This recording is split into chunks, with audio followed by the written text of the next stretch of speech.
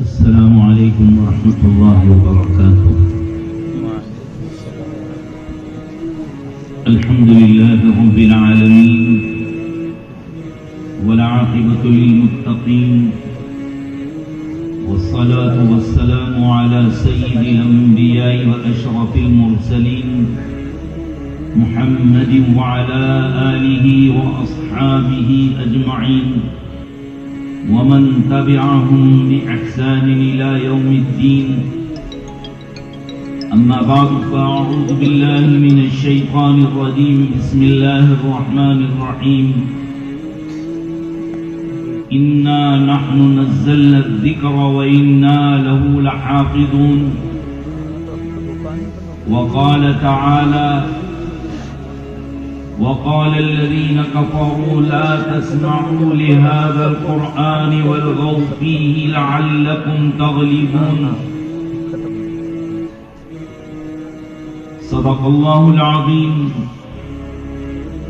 وقال النبي صلى الله عليه وسلم: إن الذي ليس شيء من القرآن ليس شيء في جوفه من القرآن كالبيت الخريف، أو كما قال النبي صلى الله عليه وسلم. صدق رسوله النبي الأمي الكريم، ونحن على ذلك لمن الشاهدين والشاكرين والحمد لله رب العالمين. بزرگان محترم و برادران عزیز، دعا فرمائیے کہ حق تعالی شانہ اپنے فضل و کرم سے کچھ میرے اور آپ کے کام کی باتیں کہلوا دے، اور کہی سنی باتوں پر اللہ ہم تمام کو عمل کی توفیق نصیب فرمائے.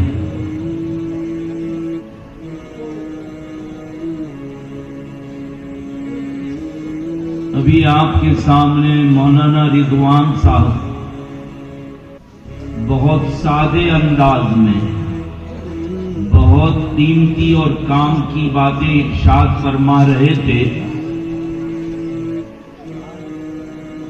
اللہ تعالی انہیں اپنی شان سے بہترین بدلہ نصیب فرمائے، علم و عمل میں ترقی عطا فرمائے، اور ہم تمام کو آپ کی باتوں پر عمل کرنے کی توفیق عطا فرمائے.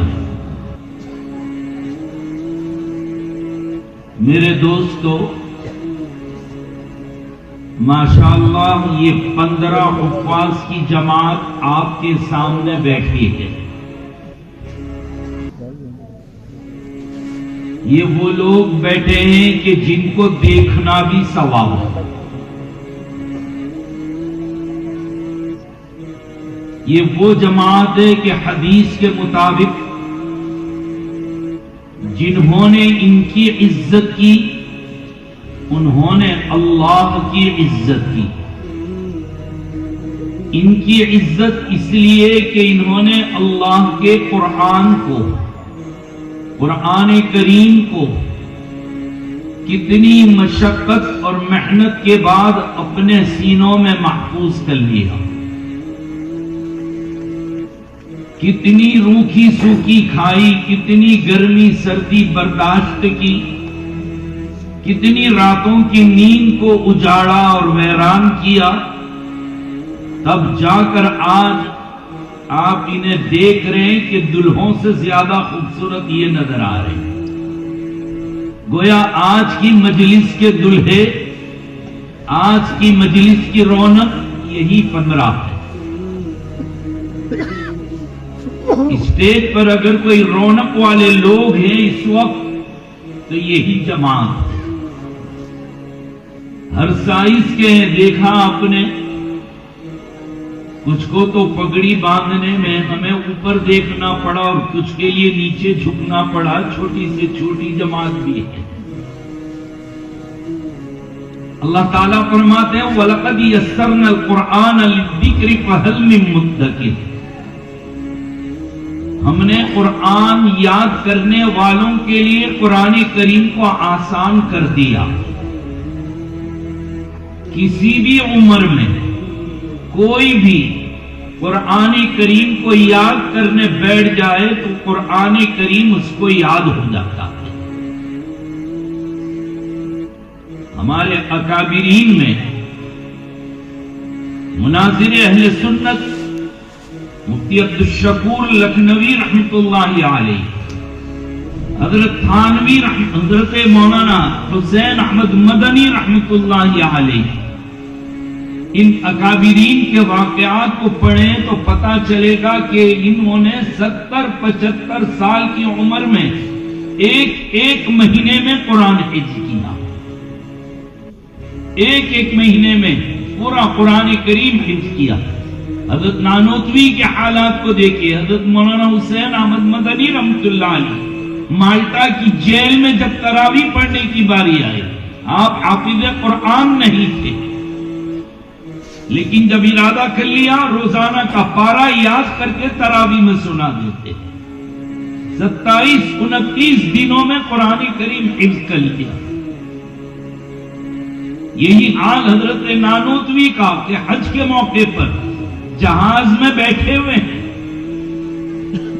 تو رمضان المبارک آ گیا، قرآن کریم کسی کو یاد نہیں ہے کہ تراویح ہو سکے، حضرت کو بہت دکھ اور افسوس ہوا، فوراً حضرت نے یاد کرنا شروع کیا، پارا یاد کر لیتے، رات میں تراویح میں سنا دیتے، گویا 1 مہینے کے اندر قرآن کریم حفظ کر لیا۔ حضرت مولانا رشید احمد لدھیانوی رحمۃ اللہ علیہ کہا کہ آپ کے 2 بیٹے اور 1 بیٹی حافظہ ہو گئی، حضرت کی عمر 46 سال کی، افسوس یہ ہوا، فرمانے لگے کہ میری اولاد نے تو میرے اور میری اہلیہ کے لیے سر پر تاج رکھوانے، جنت میں سر پہ تاج رکھوانے کا فیصلہ تو کروا لیا، میرا اور میری اہلیہ کو تو مل جائے گا، لیکن میرے ماں باپ کے لیے میں نے کیا کیا؟ اتنا افسوس ہوا کہ فوراً یاد کرنے بیٹھ گئے، 3 یا 4 مہینے میں پورا قرآن کریم حفظ کر لیا۔ کئی ایسے لوگ ہیں کہ جنہوں نے بہت کم عرصے میں، مختصر سے وقت میں، بڑی عمر میں جا کر بھی قرآن کریم کو یاد کرنا چاہا تو قرآن کریم انہیں یاد ہو گیا۔ اللہ کے عجیب بندے تھے، مزدور طبقے کے لوگوں نے بیٹھ یاد کرنا شروع کیا، مزدوری کے کام کرتے کرتے قرآن کریم حفظ کر لیا۔ اگر قیدیوں نے قید خانے میں ارادہ کر لیا کہ قرآن یاد کرنا ہے، میں آج شام میں کتاب دیکھ رہا تھا تو کہا کہ جیل میں کافی مسلمان قیدی تھے، انہوں نے ارادہ کیا کہ حفظ کرنا ہے، لیکن قرآن کریم کا کوئی نسخہ نہیں ہے، جتنے قیدی تھے ان کو تھوڑا تھوڑا قرآن کریم یاد تھا، سب نے ایک دوسرے کو پورا قرآن کریم یاد کرا دیا سوائے ایک سورت کے، اور وہ سورہ انفال، وہ رہ گئی۔ اور کوئی ایسا ہے نہیں جیل خانے میں، قید خانے میں کہ جسے قرآن سورہ انفال یاد ہو۔ سب کو دکھ ہونے لگا کہ اب تو کوئی ہے نہیں کہ جو ہمیں یاد کرا دے، کیا ہوگا ہمارا؟ لہذا ایک شخص کی جج کے سامنے پیشی کی، اس کو پولیس پکڑ کر کورٹ میں لے گئی، اس نے کہا کیس کا جو ہونا ہو وہ ہوگا، پہلے مجھے یہ ڈھونڈنا ہے کہ یہ مجمع جو آیا ہے کورٹ میں، اس میں کوئی ایسا ہے جس سے سورہ انفال یاد ہو۔ ایک بندہ مل گیا اور وہ ابھی اس کی باری آئے اس سے پہلے کہا چل مجھے جلدی سورہ انفال یاد کرا دے۔ وہ کورٹ روم کے قریب میں بیٹھ کر ہی تھوڑی دیر میں سورہ انفال یاد کر لی، اور قید خانے میں پہنچ کر ساتھیوں سے کہا کہ مبارک ہو، میں الحمدللہ سورہ انفال بھی یاد کر کے آ گیا، سب کو حافظ بنا دیا۔ پورے قیدیوں کے قید خانے میں بیٹھ کر یاد کیا، بادشاہت کی کرسی پر بھی بیٹھ کر۔ گجرات کا والی اور بادشاہ محمود بیگڑا نام سنا ہوگا، بہت نیک دل بادشاہ۔ رمضان المبارک میں علماء کی مجلس میں بیٹھے ہوئے تھے، حافظ قرآن کے فضائی بیان ہوئے تو محمود بیگڑا کی آنکھوں میں آنسو آ گئے. عجیب ہے کہ میری اولاد میں کوئی ایسا حافظ نہیں ہے کہ جو تراویح سنائے اور میرے سر کے تاج کا ذمہ دار بن جائے. یہ بات ان کے بیٹے جو وڈودرا بروڑا جسے کہتے ہیں وہاں کا گورنر تھا خلیل خان، ان کے کانوں میں یہ آواز پہنچی کہ میرے باپ کو دکھ ہو رہا ہے، میرے باپ کو صدمہ ہو رہا ہے، اب مجھے یاد کرنا ہے. انہوں نے راتوں کو جاگ کر، دین میں تو کرسی پر کام کرتے تھے گورنمنٹ اور حکومت کا، راتوں میں بیٹھ کر قرآن کریم یاد کرنا شروع کیا. یہاں تک کہ راتوں کو جاگنے کی وجہ سے آنکھوں میں لالی اور سرخی آ گئی، آنکھوں میں ورم آ گیا. ڈاکٹروں نے کہا کہ اگر آپ کو یہ آنکھوں کی سرخی اور بیماری اور تکلیف کو دور کرنا ہے، راتوں کا جاگنا بند کر دو، سو جایا کرو.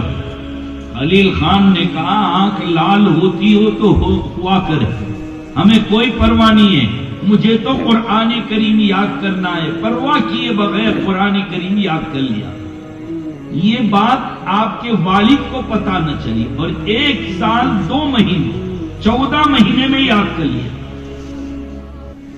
1 سال گزر گیا، دوسرا سال جب آیا تو رمضان میں تراویح حفاظ کی پتہ تلاش ہوئی کہ کون تراویح پڑھائے گا. خلیل خان نے اپنے باپ سے کہا ابا جی میں تراویح سناؤں. کیا سنائے گا، تو حافظ تھوڑے ہیں. الحمدللہ آپ نے جب دکھ کا اظہار کیا تھا اسی دن سے ارادہ کر لیا اور اپنی اس کرسی پر بیٹھ کر حکومت کے کام کرتے کرتے 14 مہینے میں نے قرآن کریم کو حفظ کر لیا. ایسے لوگ. حضرت حسن بصری کی بہن حفصہ ایک خاتون تھی، بہترین حافظہ اور بہترین قاری بھی تھی. حسن بصری نہیں بلکہ محمد ابن سیرین رحمت اللہ علیہ جو بہت بڑے عالم اور بزرگ گزرے، ان کی بہن ہے حفصہ بنت سیرین.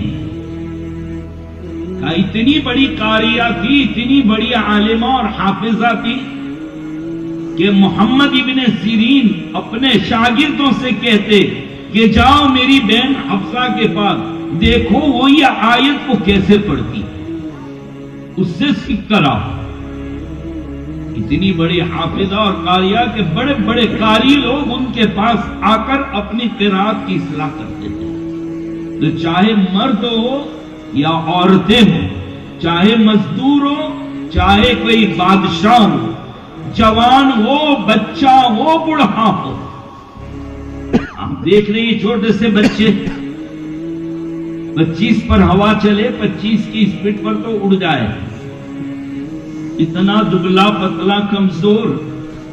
اللہ تعالیٰ نے تو اعلان فرمایا لو انزلنا هذا القرآن على جبل لرأيته خاشعا متصدعا من خشية الله، کہ اگر ہم اس قرآن کریم کو پہاڑوں کے اوپر نازل کرتے تو پہاڑ کے ٹکڑے ہو جاتے، پہاڑوں کے پرخچے اڑ جاتے. چٹانیں اللہ کے قرآن کی زور کو، اس کی عظمت کو، اس کی ہیبت اور رعب کو برداشت نہیں کر سکتی. یہ اللہ تعالیٰ کا کلام ہے. سوال پیدا ہوتا ہے کہ جب پہاڑ سے تو زیادہ مضبوط نہیں ہے، یہ پہاڑ کے پرخچے اڑ جاتے، اس کے پرخچے کیوں نہیں اڑے؟ سیدھا جواب ہے، صاف بات ہے کہ قرآن یاد کرنے والے پر اللہ کی مدد ہوتی ہے، ورنہ اللہ کا کلام ذہن میں بٹھانا، کتنے اس کو مقویات کاجو بادام کس سے کھانے پڑے تب جا کر ذہن چلے. طلبہ ان سے پوچھئے کہ کیا کھایا ہے. کبھی کبھی تو یہ لوگ مذاق اڑاتے ہیں، کھانے بیٹھتے ہیں تو ایک سے ایک کہتا ہے میں اپنے آگے شوربہ ڈال دیتا ہوں، سب اپنے آگے سے کھا لینا. یعنی پائپ لائن ایسی ہے کہ سب کے آگے چلا جائے گا، اتنا پانی والا شوربہ. چائے دیکھ کر تو کم وقت یہ مذاق یہ اڑاتے ہیں کہ فقہا دیکھ لے تو وضو کرنے کی اجازت دے دے. یہ کھایا ہے، یہ پیا ہے، اور اللہ کے کلام کو کتنی مختصر سی زندگی میں، کتنے مختصر سے وقت میں اس معصوم نے اور ان بچوں نے یاد کر دیا. اسی لیے جب نبی پاک صلی اللہ تعالی علیہ وسلم نے فرمایا کہ اس زمین پر کچھ اہل اللہ ہے، اللہ والے لوگ ہیں، اللہ کے خاص بندے ہیں، صحابہ کرام نے عرض کیا اللہ کے نبی اہل اللہ کون ہیں، اللہ والے کون لوگ ہیں، اللہ کے خاص بندے کون ہیں؟ آقا نے فرمایا یہ قرآن والے، یہ قرآن کو یاد کرنے والے، یہ قرآن کے حفظ کرنے والے، یہ اللہ والے لوگ، یہ اللہ کے خواص ہیں. میرے بھائیوں، ایسے ایسے اللہ کے بندے جنہوں نے بہت مختصر سے وقت میں قرآن کو یاد کیا. واقعہ یاد آ گیا، سب سے کم وقت میں اگر کسی نے حفظ کیا ہے تو وہ 2.5 دن کی مدت. علامہ شامی رحمۃ اللہ علیہ نے لکھا ہے کہ ہشام کلبی ان کو قرآن کریم یاد کرنے کا شوق ہوا. چچا ملامت کرتے تھے کہ نہیں اس کو یاد نہیں کرنا ہے، حافظ نہیں بننا ہے، نہیں حافظ نہیں بننا ہے. کہا نہیں مجھے بننا ہے. کہا اس کو ایک کمرے میں بند کر دو، جب تک توبہ نہ کرے کمرے میں سے نہیں نکالیں گے، نہ کھانا دو نہ پانی، کچھ نہیں. جب دماغ ٹھکانے آ جائے گا بھوک اور پیاس کی وجہ سے تب سمجھ میں آئے. بند کر دیا کمرے میں. 1 2 3 تیسرا دن ہوا، آدھا دروازہ کھٹکھٹایا کہ اب تو کھولو. کہا کیوں؟ دماغ ٹھکانے آ گیا، سمجھ میں آ گئی. اب دروازہ کھولا. کہا کیوں بھائی؟ سمجھ میں آ گئی. اب طبیعت دماغ ٹھکانے آ گیا. الحمدللہ اس 2.5 دن میں حافظ ہو گیا. 2.5 دن میں حافظ ہو گیا. یہ سب سے کم مدت اس دنیا میں. حضرت بختیار کاکی رحمت اللہ علیہ کا نام سنا ہوگا، یہ بڑے اللہ والوں میں سے. آپ کی جب 4 سال کی عمر ہوئی تو آپ کی والدہ نے، امی نے کہا کہ کسی اللہ والے کو بلا کر آج بسم اللہ کرائی جائے. پہلے زمانے میں جیسے ہی حافظ ہونے کے بعد آج جلسہ ہو رہا ہے، قرآن کی شروعات پر بھی کسی اللہ والے کو بلا کر اس کی شروعات کرواتے تھے. خوشی ہوتی تھی کہ ہمارے گھر میں آج کوئی قرآن کریم پڑھنے کے لائق ہوا، آج اس کا قرآن شریف شروع ہو رہا ہے. اتنے خوش ہوتے، جلسے ہوتے، دعوتیں ہوتی تھی. تو حضرت بختیار کاکی رحمت اللہ علیہ جو خود بھی بڑے صاحب کشف و کرامات بزرگوں میں سے ہیں، بڑے اللہ والے آدمی تھے. دہلی کی جامع مسجد کی حوض پر بیٹھے ہوئے تھے، کڑاکے کی سردی. اچانک کسی نے کہا کہ بختیار بھوک لگی ہے، گرم گرم روٹی صبح صبح میں کھلا دو تو جانے. اتنا کہنا تھا، وجد طاری ہوا. حضرت بختیار کاکی رحمت اللہ علیہ نے دہلی کی جامع مسجد کی حوض میں غوطہ لگایا، اندر سے گرم روٹی لے کے دی. ماں بھی نیک تھی، بیٹا بھی ولی کام. جب 4 سال کی عمر ہوئی تو کہا کہ بسم اللہ کرائیں. کون بسم اللہ کرائے گا؟ سب سے بڑے بزرگ اس وقت حضرت خواجہ معین الدین چشتی اجمیری رحمت اللہ علیہ. حضرت خواجہ صاحب رحمت اللہ علیہ، اجمیر والے خواجہ صاحب قرآن کریم کے بہت عاشق تھے. صبح میں 1 اور شام میں 1 روزانہ 2 قرآن شریف ختم کرنا. اپنے مریدوں کو، ان کے پاس جانے والوں کو بھی وہ قرآن کریم پڑھنے کی تاکید فرماتے. عاشق قرآن تھے. ان کو بلانا کہ وہ آئیں اور بسم اللہ کرائیں. حضرت خواجہ اجمیری ہی کو دعوت دی، وہ آئے. ابھی بسم اللہ کی مجلس شروع ہونی تھی کہ اچانک حافظ غیبی نے آواز دی، اچانک آواز آ رہی، معین الدین تم ٹھہر جاؤ، ناگور والے قاضی حمید الدین آ گئے۔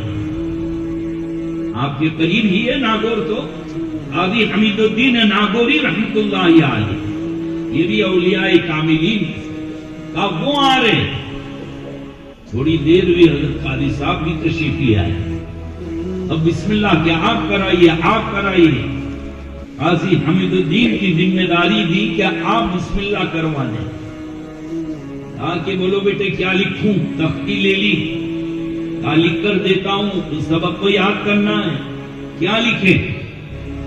سوچا کہ نیک ماں کا بیٹا ہے، باپ تو تھا نہیں، ماں کا بیٹا ہے، نیک ماں ہے، اعوذ بسم اللہ تو سکھا دی ہوگی۔ کہا کہ حضرت لکھیے سبحان الذی اسری بعبدہ لیلا من المسجد الحرام الی المسجد الاقصی۔ حضرت حیران ہو گئی کہ بیٹا بسم اللہ کرانی ہے تیری تو، اور یہ تو 15ویں پارے کی آیت ہے۔ کہا الحمدللہ 15 پارے کا حافظ بھی ہوں۔ کب کیا؟ ابھی تو آج تو شروعات کرنی ہے۔ امی کے پیٹ سے پیدا ہو کر آیا تھا، اسی وقت میں 15 پارے کا حافظ تھا۔ وہ کیسے؟ کہ جب میں امی کے پیٹ میں تھا اس وقت میری امی کو 15 پارے یاد تھے۔ وہ روزانہ گھر کے کام کرتے کرتے امی 15 پارے روزانہ پڑھتی تھی، جو مجھے پیٹ میں ہی یاد تھا۔ ماں جب ایسی ہوتی ہے تو پھر اولاد ایسی آتی ہے۔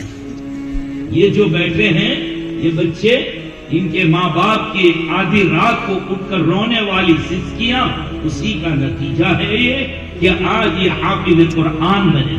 میں انہیں بھی مبارکبادی دیتا ہوں، ان کے ماں باپ کو بھی، اساتذہ، بلکہ پوری بستی کو۔ اور اللہ تعالیٰ نے ان کو منتخب کیا ہے، یہ آئے نہیں ہے مدرسہ میں، یہ بلائے گئے، ان کو بھیجا ہے اللہ تعالیٰ نے۔ ورنہ ان کو بھی معلوم تھا، ان کے والدین کو بھی معلوم تھا کہ حفظ کرنے کے بعد ملے گا کیا۔ اور آپ لوگوں کے بھی دماغ میں یہی گھسا پڑا ہے کہ حافظ بنائیں گے، ملے گا کیا؟ کیا ملے گا؟ یہ جنت کے جاگیردار بیٹھے ہیں، جنت ان کی، ان کے باپ کی جاگیر ہے سب کی۔ اتنے مالدار ہیں یہ لوگ۔ یہ قرآن کریم کے جو کلمات سیاہ نقطے زبر زیر نظر آتے تھے، حضرت حکیم الاسلام قاری محمد طیب صاحب رحمۃ اللہ علیہ نے لکھا، بیان کیا اپنے خطبات میں کہ یہ قرآن کریم کے حروف جب اس کو جنت کی ہوائیں لگے گی تو یہ جنت کے پھل اور پھول میں تبدیل ہو جائے گا۔ گویا حافظ قرآن نے جنت کی نعمتوں کو اپنے سینے میں لے رکھا۔ یہ ہے اللہ تعالیٰ کا کلام، یہ ہے قرآن کریم۔ اور میں تو مذاق میں کہا کرتا ہوں کیا ملے گا؟ جب تراویح کے لیے کھڑا ہو مصلی پر امامت کے لیے، تب دیکھنا یہ کہاں ہوگا اور آپ کہاں ہوگا۔ یہ کہنے والے سب پیچھے چٹائی پر ہوں گے جب گندی بھی ہوگی، اور یہ مخمل کے مصلی پر کھڑا ہوگا۔ یہ جو کہے گا وہ سب کو کرنا پڑے گا۔ کہے گا ہاتھ اٹھا کے باندھو اللہ اکبر، ہاں سب کو باندھنا پڑے گا۔ کہے گا چلو رکوع میں آ جاؤ، کوئی گڑبڑ کرے گا کہ ہم نہیں آتے، ہمارے سامنے کا پھوٹا، ہمارے سامنے کا بچہ، تو وہ ہمارے سامنے تو دستار باندھی گئی تھی اور آج ہمیں کہتا ہے رکوع میں چلو، سجدے میں چلو۔ اللہ نے اتنا پاور نہیں کیا۔ وہ ایک قسم کا بادشاہ، حاکم، اللہ تعالیٰ نے ان کو اتنا اونچا مقام عطا فرمایا۔ اور تم پوچھتے رہو کہ کیا ملا، ہم یہ کہیں گے کہ اللہ آج اس سے اتنا خوش ہو گیا، اللہ اتنے خوش ہو گئے کہ اللہ نے اپنی صفت ان کو آج انعام میں دی۔ اور وہ صفت کون سی؟ حافظ۔ وہ قرآن نے فرمایا انا نحن نزلنا الذکر وَإِنَّا لَهُ لَحَافِظُونَ، ہم نے اتارا ہے اور ہم ہی اس کے حافظ ہیں، ہم ہی حفاظت کرنے والے ہیں۔ اللہ تعالیٰ نے قرآن کی حفاظت کے لیے ان 15 کو منتخب کیا۔ لہذا اب آج سے آپ کو کوئی کہنے نہیں آیا کہ ان کو حافظ کہنا، لیکن جب کل سے یہ ملیں گے آپ اور ساری دنیا کے لوگ ان کے لباس کو دیکھ کر کہہ دیں گے حافظ صاحب آ گئے، حافظ صاحب آ گئے۔ یہ حافظ اللہ کی صفت، اللہ نے ان کو انعام میں دے دی، یہ دنیا میں بھی کام آئے گی، یہاں بھی عزت دلائے گی، قبر میں بھی کام آئے گی۔ حافظ ہو، تم سے بھی یہ کہتے ہیں کہ یہ بہت قیمتی امانت بیٹا تمہیں ملی ہے، میرے پیارو یہ امانت بہت قیمتی تمہیں ملی ہے، اللہ تعالیٰ نے انعام کے طور پر دی، یہ ضائع نہ ہونے پائے۔ روزانہ پڑھنا، تلاوت اور سنانا، یہ سلسلہ جب تک جاری رہے گا قرآن کریم محفوظ رہے گا۔ ہمارے کابرین اور بزرگوں میں ایک شاہ علی قلندر رحمت اللہ علیہ گزرے تقریباً 50 سال پہلے۔ وہ تو یہ کہتے تھے کہ حافظ تو اسے کہتے ہیں جو شروع کر دے الحمد سے تو والناس پر جا کر ٹھہرے، کوئی غلطی نہ جائے، کہا کہ وہ حافظ، ورنہ حافظ نہیں۔ کہا کہ آپ بھی ایسا ہی پڑھتے تھے، حتیٰ کہ ایک مرتبہ آپ کو سینے میں درد ہوا، خون آنے لگا، گھر والوں کو بلایا، کہا کہ میرا آخری وقت آ گیا، میرا آخری وقت آ گیا ہے، میرے ایمان کے بھی گواہ رہنا اور میرے قرآن کے بھی گواہ رہنا۔ یہ کہہ کر پڑھنا شروع کر دیا قرآن کریم الحمد سے، اور والناس تک پڑھتے رہے۔ آخری میں جب ختم کیا ہے جان پر روح پرواز قرآن کریم کو ختم کیا، تکمیل بھی، اور آپ کی روح بھی پرواز کرتے ہیں۔ یہ اللہ والے لوگ میرے بھائیوں، اللہ تعالیٰ کا بڑا عجیب کلام ہے یہ جس زمانے میں نازل ہوا ہے اس زمانے کے حالات کو آپ ذرا معلوم کیجئے، اور اب کا سب سے بگڑا ہوا ماحول، سب سے گندا ماحول اس وقت کا تھا جب نبی کریم صلی اللہ تعالی علیہ وسلم دنیا میں تشریف لائے۔ جب آپ دنیا میں تشریف لائے، مکہ اور مکہ کے اطراف کے حالات بالکل بگڑے ہوئے، وہاں کے رہنے والے لوگوں کو کوئی انسان کہنے کے لیے تیار نہیں، کوئی انسان کہنے کے لیے تیار نہیں، اتنے گندے حالات۔ لیکن جب قرآن کریم کا اترنا شروع ہوا، قرآن کریم کا نازل ہونا شروع ہوا، 23 سال میں 20 اور 3 23 سال کے اندر یہ پورا قرآن کریم نازل ہوا ہے۔ پورا قرآن کریم 23 سال میں اترا ہے۔ اتنے دنیا کے بگڑے ہوئے لوگ، ان سے زیادہ بگڑا ہوا کوئی زمین پر نہیں تھا۔ ان لوگوں کو انسان کسی نے بنایا، کسی نے شریف بنایا، کسی وجہ سے وہ شریف کہلائے، انسان کہلائے، بلکہ مقام تو اتنا اونچا ہو گیا کہ میرے آقا نے فرمایا اصحابی کالنجوم، میرے صحابہ ستاروں کے مانی، کل تک تو گناہوں کے دلدل میں پھنسے ہوئے تھے، اور آج ان لوگوں کا حال یہ ہے کہ اللہ کے نبی نے فرمایا ان میرے صحابہ میں سے ایک کا بھی دامن پکڑ لو تو منزل مقصود پر پہنچ جاؤ۔ کس نے بنایا؟ کس نے ان کے حالات کو بدلا ہے؟ یہ قرآن کریم، وہ قرآن کریم جس کی حفاظت کی ذمہ داری اللہ تعالیٰ نے لی، یہ حفاظت کی ذمہ داری اللہ تعالیٰ نے لی۔ خلیفہ مامون کی یہاں سالانہ ایک مجلس لگتی تھی، جیسے جلسہ ہو رہا ہے نا، ایسی ایک مجلس ہوتی تھی، بڑے بڑے علماء آتے، بیان کرتے، مسائل بیان کرتے، دوسرے مذاہب کے لوگ بھی آتے تھے۔ ایک جوان آیا، بہت خوبصورت،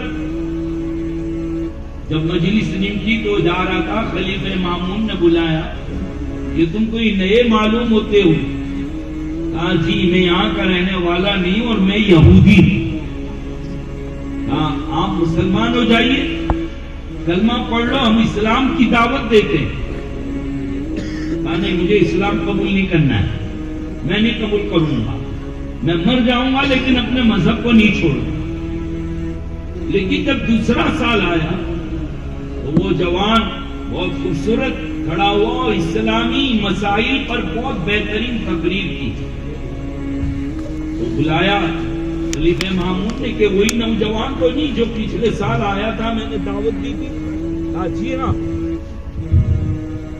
میں وہی نوجوان ہوں جس کو آپ نے اسلام کی دعوت دی تھی، لیکن الحمدللہ میں مسلمان ہو چکا ہوں۔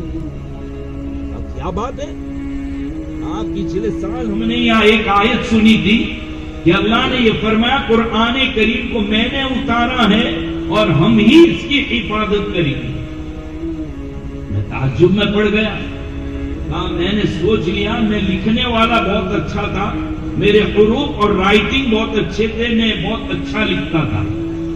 میں نے ہماری یہودیوں کی کتاب تورات اس کو بہت خوبصورت لکھا، بہترین جلد بنائی، اور ہمارے مذہبی عمارت کے پاس جا کر کھڑا ہو گیا۔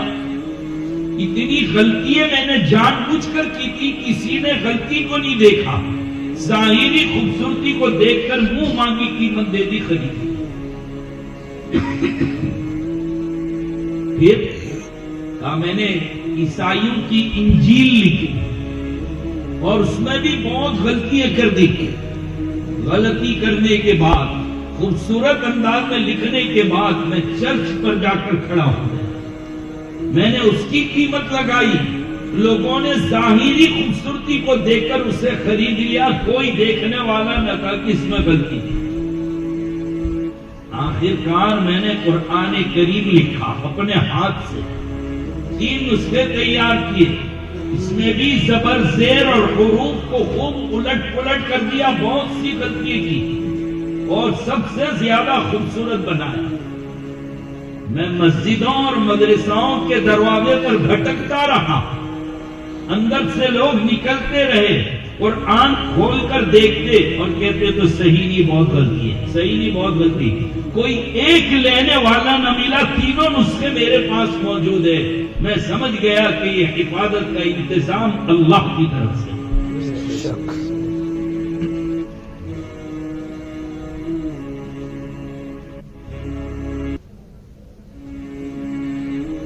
جرمنی کے عیسائیوں نے یونانی زبان کی بائبل اور انجیل اس کو جمع کیا، اور جمع کرنے کے بعد صرف یونانی زبان اور پوری دنیا سے یونانی زبان کے جو نسخے تھے اس کو جمع کیے، اور انہوں نے دیکھا تو ہر نسخے کے اندر دوسرے نسخے سے اختلاف پایا۔ اس کے بعد انہوں نے قرآن کریم اور کتنی غلطیاں نکالی، 2 لاکھ غلطیاں نکالی۔ اس کے بعد انہوں نے 42,000 قرآن کریم کے نسخے جمع کیے پوری دنیا سے، 42,000، اور 1-2 سال نہیں، سینکڑوں سال بیٹھ گئے لے کر کے اس میں سے کوئی غلطی نکالے۔ آخر کار کہنے پر مجبور ہو گئے یہ وہ کلام ہے جس کی ہم آج تک کوئی غلطی نہیں کر سکتے، یہ اللہ تعالیٰ کا کلام ہے، یہ قرآن کریم ہے۔ ایک عیسائی وہ بھی اپنے آپ کو کہتا تھا قرآن کریم کا میں مقابلہ کروں گا، قرآن کریم کے جیسا بنانا کون سا مشکل کام ہے۔ کئی کاغذات لیے، بہت کچھ لکھا، پھاڑتا گیا، جمع کرتا گیا۔ ایک دن ایسے ہی یہ قاسم العلوم جیسے مدرسے کے پاس سے گزر رہا تھا کہ ایک چھوٹے نے، ایک معصوم سے بچے نے 12ویں پارے کی آیت پڑھنا شروع کی۔ وَقِيلَ يَا أَرْضُ ابْلَعِي مَاءَكِ وَيَا سَمَاءُ أَقْلِعِي وَغِيضَ الْمَاءُ وَقُضِيَ الْأَمْرُ فَاسْتَوَتْ عَلَى الْجُودِ وَقِيلَ بُعْدًا لِلْقَوْمِ الظَّالِمِينَ۔ جیسے ہی وہ معصوم بچے نے پڑھنا شروع کیا، یہ مدرسے کے باہر سے جا رہا تھا، سن کر وہیں کھڑا ہو گیا۔ قسم خدا کی میں نے بہت بڑی غلطی کی کہ میں قرآن کا مقابلہ کرنے کے لیے کھڑا ہو گیا۔ میری موت تو آ سکتی ہے لیکن میں قرآن جیسا دوسرا نسخہ لکھ نہیں سکتا۔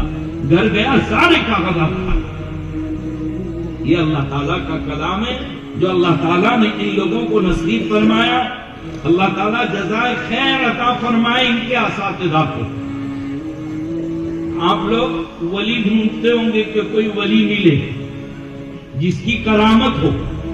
ہمارے یہاں تو کرامت ہو تبھی جا کے ولی مانتے ہیں. ارے بگود والوں, کوئی کرامت بتائے تو کہ پہنچی بھی ہستی ہے, نہیں تو نہیں. اب ان سے بڑا ولی کون ہوگا کہ جب بچہ آیا تھا تو ناک صاف کرنا نہیں آتا تھا, پاجامہ پہننا نہیں آتا تھا, قرآن کریم پڑھتے نہیں آتا تھا. آج کیا کر دیا استاد نے, کون سا دم کر دیا, کیسا پڑھا دیا ان کے استادوں نے, کیسا قرآن کریم کو کیا. کوئی ڈرل مشین لے کے ڈرل کیا ان کو, کہاں اترا قرآن کریم, کیسے یاد کرا دیا. یہ کمال ہے اور یہ کرامت ہے ان حفاظ اساتذہ کی. یہ بہت بڑے ولی ہیں. ورنہ ہمارا مزاج تو ہے کہ ہم ایسے لوگوں کو ولی ماننے کو جلدی تیار ہیں. ولی تو اسے مانتے ہیں جو کچھ کرامت بتائے. وہ ایک مرتبہ ایک بیچارہ یہ حافظ و استاد جیسا ہی کوئی ولی ہوگا, لوگ ان کے پاس آتے تھے پیر صاحب کے پاس, اور کوئی شراب سے توبہ کرتا, کوئی چوری سے توبہ کرتا, گناہوں سے توبہ کرتے. اتنی بڑی کرامت. لیکن سب مانتے تھے, ولی نہ مانتی تھی تو بیگم نہیں مانتی تھی. یہ الٹے ہاتھ والے جو ہیں یہ نہیں مانتے, یہ جلدی نہیں مانتے کسی کو. وہ پیر کہتا ہے میں ولی ہوں, اور کائے کا ولی بیٹھا ہے, کم وقت پلنگ توڑتا رہتا ہے, کچھ کرامت بتائے تو ہم تجھے ولی مانے. اس نے بھی دیکھا کہ یہ تو گھر کا بھیدی لنکا ڈھائے. یار یہی شبد پورے بگود میں اعلان کر دے گی کہ جھوٹا ہے, یہ ولی نہیں ہے, تو بگود والے تو ماننے آئیں گے, کرامت تو بتلانی پڑے گی. لہذا یہ نکلا بیچارہ دوسرے دن اور اڑنا شروع کیا ہوا میں, اور وہ بھی اپنے گھر کے اوپر گھومتا رہا. آ کے بیٹھ گیا, بیگم سے کچھ کہا نہیں. بیگم کہنے لگی بڑا ولی بنا بیٹھا ہوا ہے, لوگوں کو دھوکے دیتا ہے کم وقت. تو کیا ہوا, اب کوئی کرامت بتا تو ولی مانو. اچھا, آج صبح کے اندر ایک اللہ کے ولی کو دیکھا, اڑ رہا تھا ہوا کے اندر, ایمان تازہ ہو گیا. اب بیگم دیکھا تو نے برابر ہوا میں اڑ رہا تھا, گاندھی تھوڑی ہوں, بالکل دیکھا تھا برابر اڑ رہا تھا. اچھا, جس کو دیکھا تھا وہ یہی تیرا بدنصیب شوہر میں ہی تھا. اچھا, تم تو اسی لیے ٹیڑھے ہو رہے ہیں. دنیا مان لے لیکن نہ مانے تو بیوی نہ مانے. یہ تجھے کس نے کہہ دیا. ایک مرتبہ وہ بال کاٹنے والا حجام جو ہوتا ہے نا, اس نے بادشاہ کے بال کاٹے تو بادشاہ نے کہا کہ تم ملک الحجام, حجاموں کا سردار آج سے تیرا لگا. یہ بیچارہ خوش ہو کے گھر گیا. یہ بیگم کو سناؤ کہ بادشاہ نے مجھے لقب دیا کہ تو حجاموں کا سردار. جا کر کہا, اس میں خوش ہونے کی کون سی ضرورت ہے, بادشاہ حجام ہے کیا, بادشاہ بال کاٹنے کے فن سے واقف ہے, اس کو کیا پتا کہ بال کیسے کاٹے جاتے ہیں. اس کی بات کا کوئی بھروسہ نہیں. ساری حجام برادری مان لے کہ تو سردار ہے تو سردار, سب مان لے لیکن کون نہ مانے. ہاں, تو اسی لیے ہمارا بھی حال یہی ہے کہ سب ولی مانے. ہم کہہ رہے ہیں علل اعلان کہ یہ اساتذہ ان کے یہ ولی ہے, لیکن آپ اور میں ماننے کے لیے تیار نہیں ہے کہ اسے ولی کہیں. یہ سیدھا سادہ پھٹیچر, یہ ایسی کرسی پر بیٹھا ہوا یہ ولی یقیناً ولی کامل ہے کہ اللہ تعالیٰ کا کتنا کلام پاک روزانہ سنتا ہے. اگر اساتذہ سے میں بھی پوچھوں کہ آپ کی کلاس میں کتنے بچے ہیں, کم از کم 15 تو ضرور ہوں گے کی کلاس میں. اب 15 نے سبق سنایا, ایک رکوع تو ایک پارا یہ ہو گیا. سبق کا پارا کوئی پون پارا, کوئی ایک پارا, گویا 10 پارے کم از کم. یہ دور وہ دوسرے 10 یعنی یہ وہ استاد ہوتا ہے کہ جو کم از کم روزانہ ایک دن میں ایک قرآن ضرور سنتا ہے، ایک قرآن کریم ضرور سنتا، جس کے کان کتنے پاکیزہ کہ مدرسہ کے 8 گھنٹے بیٹھ کر وہ قرآن کریم ہی سنتا رہتا ہو. کیا بھی گود والوں اس سے بڑا کوئی ولی ہو سکتا ہے؟ جس نے حفاظ کی ناقدری کی اس نے اللہ کی ناقدری، بے ادبی کی جس نے حفاظ کی. یاد رکھو، حفاظ کی بے ادبی کرنے والوں، گستاخی کرنے والوں، مدارس کو برا بھلا کہنے والوں، تمہارے ایمان کا خطرہ. اللہ ایمان کھینچ نہ لے، کہیں ایمان سے محروم نہ کر. آج کے موجودہ دور میں یہ ہمارے مدارس دین کے قلعے ہیں، دین کے قلعے.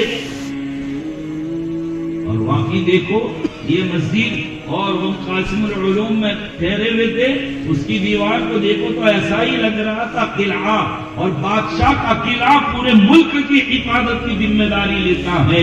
ایسے ہی یہ مدرسے پورے ملک کی حفاظت کے ضامن ہے. یہ دہشت گردی کے اڈے نہیں ہیں، یہ لڑانے والے چیزیں نہیں ہیں. پورے ملک کو جب آزادی کی ضرورت تھی انہی مدرسوں نے دیے تھے کہ جاؤ ملک کو آزاد کراؤ. ملک کو آزاد کرایا تھا اس ملک میں، اس مدرسوں میں پڑھانے والے علماء، ان حفاظ نے. یہ ایک بہت جھوٹا اور غلط بے تحقیقی الزام. اگر دیگودو والوں تم چاہتے ہو کہ تمہارا کاروبار آگے بڑھے، میں بہت صاف کہہ رہا ہوں علماء کے بیچ میں ایک واقعہ سن لو. پہلے ایک مدرسہ میں اناج اور غلہ ختم ہونے لگا. مولانا عبد الوہاب صاحب جیسے صوفی صاحب محتمین تھے اس کے، تو ناظم نے جا کر محتمین صاحب سے کہا کہ حضرت اناج اور غلہ ختم ہو گیا ہے اور پیسے بھی نہیں ہیں، استادوں کو تنخواہ کہاں سے لا کر دیں گے اور بچوں کو کھلائیں گے کیا، چھٹی کر دو. لیکن مولانا کی وہ سوچ کچھ اور ہی چل رہی تھی. کہا جاؤ کوئی اچھے قاری صاحب کو لے آؤ. دوسرے استادوں کو دینے کی ٹھکانے نہیں ہیں اور یہ کہتے بڑے قاری صاحب کو لے آؤ. حضرت میں یہ نہیں کہتا کہ تعلیم میں کمزوری ہے، میں یہ کہہ رہا ہوں کہ کھانا پینا ختم ہو گیا، ایسے نہیں ہے. جاؤ کوئی اچھے قاری صاحب کو لے. محتمی صاحب کے سامنے تو چلتی نہیں کسی کی، ان کی بھی نہیں چلی. وہ ڈھونڈنے نکل گئے، ادھر ادھر دیکھا کہ ایک قاری صاحب کا پتہ چلا کہ بڑے قاری صاحب ہیں، بہت اچھا قرآن کریم پڑھتے ہیں. ان کے پاس گئے اور سارا واقعہ سنایا. یہ دیکھو حضرت ایسا ایسا ہے، مدرسہ میں پیسے نہیں ہے تنخواہ دینے کے لیے. قاری صاحب نے کہا چلو میں آتا ہوں. سر پکڑ لیا کہ اللہ کا بندہ سمجھتا ہے کہ نہیں تنخواہ ملے گی نہیں. تو انہوں نے کہا آج نہیں ملے گی، کل ملے گی، 6 مہینے کے بعد ملے گی. تو صحیح جائے گی کہاں؟ دیگود والے اتنے کمزور تو نہیں ہیں، اتنے نالائق تو نہیں ہے کہ کہہ دے کہ جاؤ چندہ نہیں دیں گے. آج تک آپ ہی نے دیا جس کی وجہ سے چل رہا ہے، اب بعد بھی دیں گے. اللہ تعالیٰ آپ کی کمائی میں برکت عطا فرمائے. برحال وہ قاری صاحب آ گئے. قاری صاحب نے قرآن کریم پڑھانا شروع کیا تجوید کے ساتھ بہترین انداز میں. تھوڑے دن ہوئے کہ اب لوگ آ کر دینے لگے.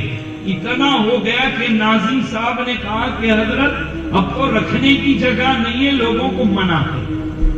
اللہ کرے کہ وہ دن دیگود کے مدرسے قاسم العلوم میں بھی آ جائے، اتنا آ جائے.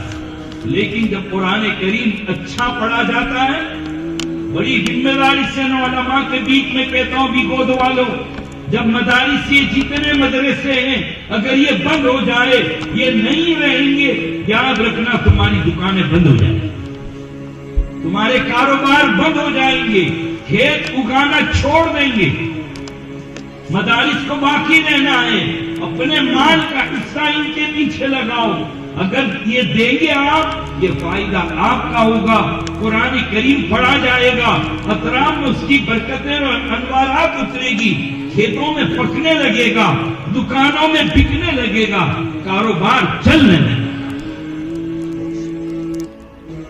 دل سے دعا نکلی کہ مولانا نے آج پورے دن میں آپ لوگوں کے حالات سنا ہے، یہ مسجد بنا دی، یہ مدرسہ بنایا، یہ زمین لے لی، فوراً دل سے دعا نکلی اللہ اپنی شان سے آپ کے رزق میں برکت عطا فرمائے۔ میں زیادہ وقت لینا نہیں چاہتا اس لیے کہ 12 بج گئے۔ 12 بجے تو سمجھتے ہو نا، کسی پر بہت ناراض ہو تو کیا کہتے ہیں 12 بجا تو مت، تو ویسے ہی 12:15 ہو گئے کہ آپ کی دیر ہوئی، ہم تو لمبا چوڑا سفر نہیں کر کے آئے، اور لمبا سفر کرنا بھی ہے بھی۔ مختصر طور پر یہ کہ بہت مبارک مجلس ہے، جو دعائیں کی جائے گی وہ قبول ہوگی۔ قرآن کریم کی تکمیل پر، قرآن کریم کے ختم پر جو دعائیں کی جاتی ہے، اپنی مرادوں کو دل میں لے کر بیٹھے، کم از کم آمین کہیے، توجہ کے ساتھ دعا کیجئے، مانگ لو چھپکے چھپکے، اللہ تعالیٰ آپ کی دعاؤں کو ضرور سنے گا۔ کیا دعا کرو گے، کیا مانگو گے؟ اللہ 56 کروڑ کی چوتھائی دے دے۔ ارے یہی مانگو گے کہ اللہ 56 کروڑ کی چوتھائی دے دے، ایک موٹر کار دے دے، ایک بنگلہ دے دے؟ نہیں، یہ مانگ لو کہ اللہ ہمیں ایمان پر موت دے، ایمان پر سلامت رکھنا، قرآن کریم کے حفاظ اور علماء ہمارے گھروں میں پیدا کرنا۔